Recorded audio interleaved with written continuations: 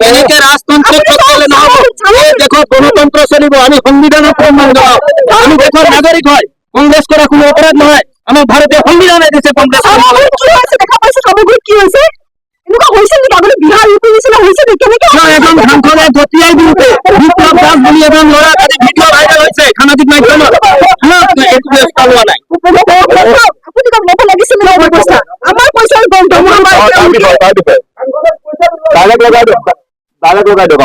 আমাৰ পইচাই তেওঁলোকে দৰমহা পায় আমাৰ পইচা দেশখন চলি আছে কিন্তু আমাৰ কেনেকে ৰাখিব পাৰিছে প্ৰত্যেকটো বস্তুতে আমি ভুল কৰোঁ নে আমি কি কৰিলে যে উত্তৰ দিব লাগে উত্তৰ লাগে আমি কি কৰিলো আমাৰ মানুহজনে যে কি কৰিলে যদি কি কৰিলে ইয়াত যে থাকিব লগা হৈছে তেওঁ কি কৰিলে এনেকুৱা কি অপৰাধ কৰিলে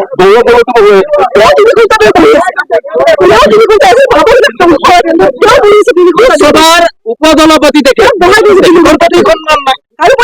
এজন দলীয় সতীৰ্থৰ ঘৰত ভাত খাব যোৱাটো অপৰাধ হ'ব পাৰে নেকি?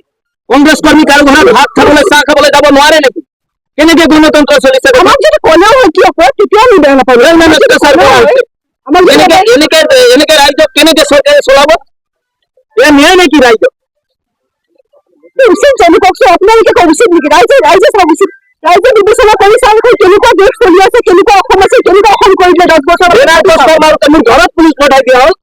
বেনাৰ পোষ্টাৰে গাড়ী আহিব নোৱাৰে, বেনাৰ পোষ্টাৰ মাৰিব নোৱাৰো আমি। আমাৰ ঘৰৰ বাহিৰে মানুহে কংগ্ৰেছক ভাল পাওঁ বুলি ক'বলৈ ভয় কৰে কাৰণ ভয় লাগে ক'বৰ কাৰণে ভয় দমনৰ ৰাজনীতি চলি আছে ইয়াত কেনেকুৱা হ'ব লাগিছিল জেগা অসমখন কেনেকুৱা আছিলে আৰক্ষীয়ে কি কৈছে আমি নাজানো কি আমাৰ বিপ্লৱ দাস তেওঁ কি কাৰণে গতিয়াই দিলে সাংসদজনে এই উত্তৰ লাগে আৰু এই সাংসদজনৰ ওপৰত কি ব্যৱস্থা কৰিলে? ন্যায় সকলোৰে কাৰণে সমান। এই দেশত প্ৰত্যেকজন নাগৰিকৰ সাংসদৰ পৰা মন্ত্ৰীলৈকে ন্যায় একে হ'ব লাগিব। ইয়াত মানুহ বাছি ন্যায় অন্যায় কৰিব নোৱাৰিব।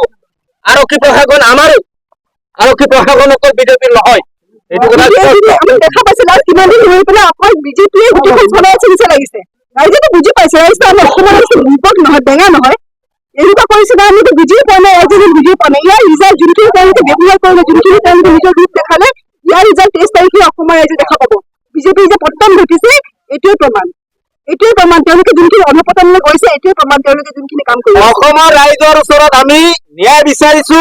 এজন দলীয় কৰ্মী এজনক এনেধৰণে ঠেলি পেলাই দিয়াটো আজি সামাজিক মাধ্যমত ভাইৰেল হোৱা স্বত্তেও এজন সাংসদৰ ওপৰত কিয় ব্যৱস্থা গ্ৰহণ কৰা নহল? ইয়াৰ উত্তৰ লাগিব। আৰক্ষী প্ৰশাসনে আমাৰ ডিচি সাহেবে ইয়াৰ উত্তৰ দিব লাগিব। আমাক ন্যায় লাগিব। এটা কথা পুলিচে কৈছে 200 মিটাৰ ৰেডিয়াছৰ ভিতৰত গৈছে বুলি কৈছে। মানে চৰাইদেউ জিলা 200 মিটাৰ ৰেডিয়াছ আমাৰ যে টেবুলটো আছিল বহা টেবুল কেইখন তাত তেওঁ বহি আছিল সেই 200 মিটাৰ ভিতৰত আমাৰ ছেক্টৰ অফিচাৰ অবজাৰ্ভাৰ সব দেখা আছে